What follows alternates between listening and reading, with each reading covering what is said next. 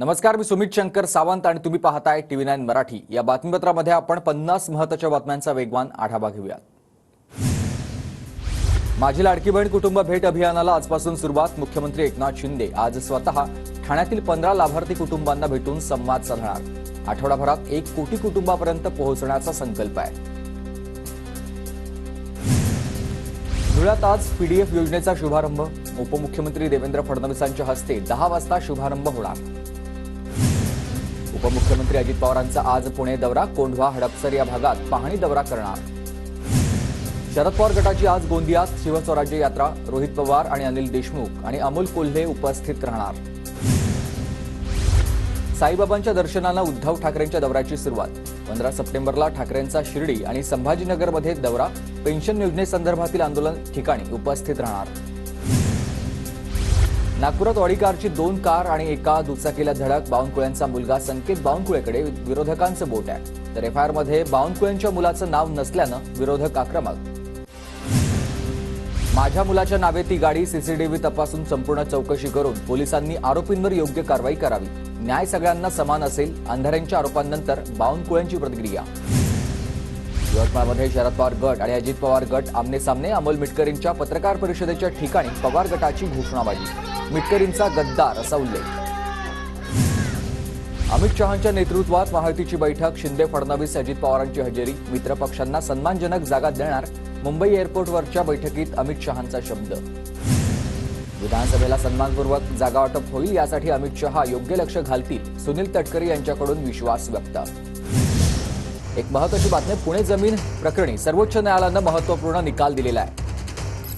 येवलेवाडीमधील 25 acre जमिनीचा ताबा याचिकाकर्त्याला 3 महिन्यात द्या असं कोर्टानं म्हटलंय। संबंधित प्रकरणात न्यायालयानं लाडकी बहीण योजना बंद करण्याचा इशारा दिलेला होता।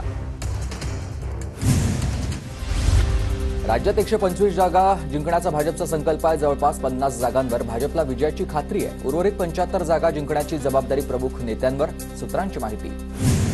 105 आमदारांचा पक्ष बाजूला बसलाय। 50 लोक असलेले पक्ष राज्य करतायत। जयंत पाटलांचा भाजपसह महायुतीवर निशाणा, तर 50 वाल्यांनी तर राज्यच वेठीस धरल्याचं म्हणत पाटलांचा टोला आहे। महायुतीतील धुसफूस सभाट्यावर नकोय, जिंकण्याची क्षमता असलेले उमेदवार निश्चित करावे। लोकसभा निवडणुकीतील चुका टाळा, शहांच्या भाजप नेत्यांना सूचना, सूत्रांची माहिती। अमित शहा आणि फडणवीसांमध्ये दुरावा, जयंत पाटलांचा दावा। तर महाराष्ट्रात मनासारखं काम करता येत नसल्यानं फडणवीसांची पंचायत, जयंत पाटलांचा टोला। वर्षा बंगल्यावरील योजनांच्या देखाव्यातून अजितदादांचा फोटो गायब। गणेशोत्सवात दरम्यान मुख्यमंत्र्यांच्या वर्षा बंगल्यावर योजनांचा देखावा।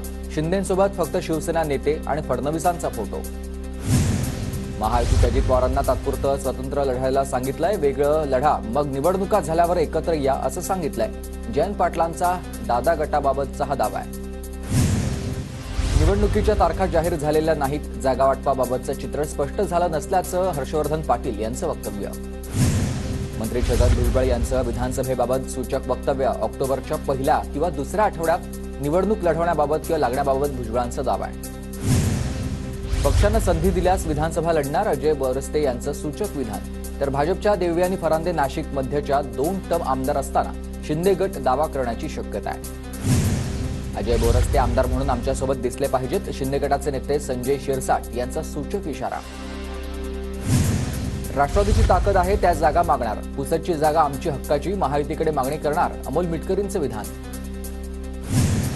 आरक्षण नाही दिलं तर 113 आमदार घरी बसवणार। मराठे फडणवीसांना लोळव्याशिवाय राहणार नाही, जरांगेंचा पुन्हा इशारा। बघून घेणार, ठोकणार, मारणार अशी भाषा जरांगे वापरतात। संविधानाची परंपरा असताना मग जरांगेंची अशी भाषा कशी असू शकते? फडणवीसांना लोणावळ्याच्या इशाऱ्यावरून राजेंद्र राऊत यांचा पलटवार। रोहित पवार जरांगेंचं आंदोलन हाताळत आहेत। आमदार राजेंद्र राऊत यांचा गंभीर आरोप। तर मी 13 तारखेला माझी भूमिका मांडणार, जरांगे पाटलांना राजेंद्र राऊत यांचा इशारा आहे।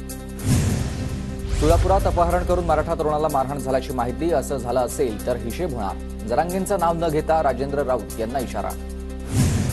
जरांगेंना महाविकास आघाडीनं सुपारी दिली आहे का? पवारांच्या सोपल यांच्यासोबतच्या भेटीनंतर पेटवापेटवी, राजेंद्र राऊतांचा सवाल। तर राज्यात मणिपूरसारखी स्थिती निर्माण होण्याची भीती, राजेंद्र राऊत यांचं विधानसभा अध्यक्षांना पत्र। कायदा सुव्यवस्थेचा प्रश्न निर्माण होणार नाही याची शासनाकडून काळजी। राजेंद्र राऊतांनी काय पत्र दिलं माहीत नाही, मात्र जातीय सलोखा बिघडणार नाही, शंभूराज देसाई यांचं विधान. राष्ट्रवादी अजित पवार गटाचे नेते बाबा सिद्दीकींनी बीडमध्ये घेतली जरांगेंची भेट. शाल आणि पुष्पगुच्छ देऊन जरांगेंचं केलं स्वागत. तिसऱ्या आघाडीबाबत काही पक्षांशी चर्चा झाली, मात्र जरांगेंसोबत जाणाऱ्या पक्षांसोबत आम्ही जाऊ शकत नाही. राज्यामधील तिसऱ्या आघाडीवर प्रकाश आंबेडकर यांची प्रतिक्रिया. कृषी मंत्री बीड सांस्कृतिक कार्यक्रमात मग्न झाले. त्यांना शेतकऱ्यांच्या बांधावर यायला वेळ नाही. कृषी मंत्र्यांना हे शोभतं का? तिसऱ्या आघाडीनं नुकसान पाहणी दौरा केल्यानंतर संभाजीराजे यांची मुंडेंवर टीका. उशिरा का होईना राजेंना शेतकऱ्यांची आठवण आली. संभाजीराजेंना हे शोभत नाही. धनंजय मुंडेंचा पलटवार. जखम भरलेली नाही, खूप खोलवर आहे. लोकसभेतील पराभवावरून बीडमधील अल्पसंख्याक मेळाव्यात धनंजय मुंडे यांनी व्यक्त केली खंत.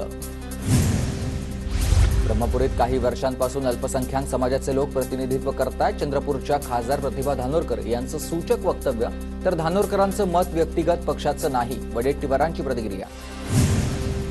विधानसभेआधी बारामतीत युगेंद्र पवार आणि जय पवार सक्रिय झालेत. युगेंद्र पवारांनी बारामतीत आज स्वाभिमानी यात्रा काढली, तर जय पवारही आजच गणपती मंडळांना दिवसभर भेटी देणार.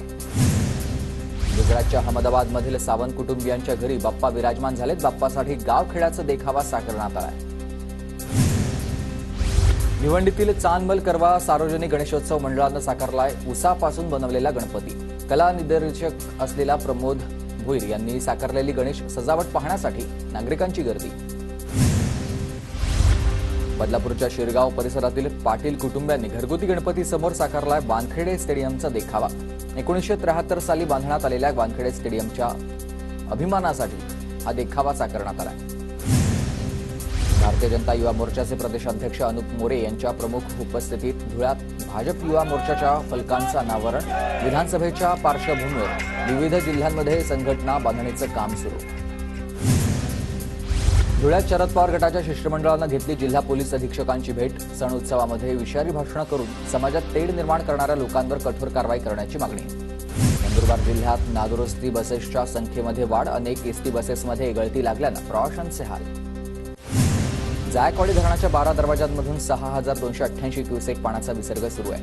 नाथसागर जलाशयाची पाणीपातळी सध्या 98.35%. धुळे कृषी उत्पन्न बाजार समितीमध्ये कांद्याची आवक घटली. बाजार समितीत येणाऱ्या कांद्याला सध्या 1400 ते 4,000 रुपये प्रति क्विंटलपर्यंतचा दर आहे. मात्र शेतकऱ्यांकडील कांदा संपल्यानंतर दर वाढल्यानं नाराजी.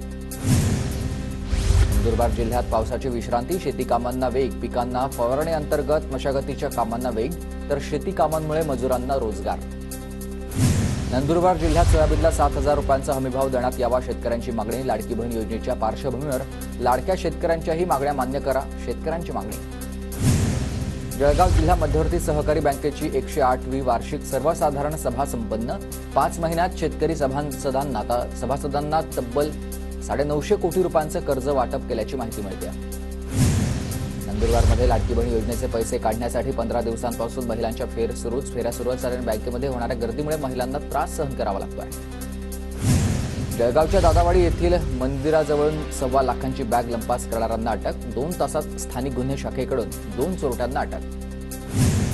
जळगावसह धुळे जिल्ह्यातून दुचाकींची चोरी करणाऱ्याला अटक. जळगावच्या करजाणा गावातून चोरट्याला अटक. चोरट्यांकडून चोरीच्या 6 दुचाकी हस्तगत.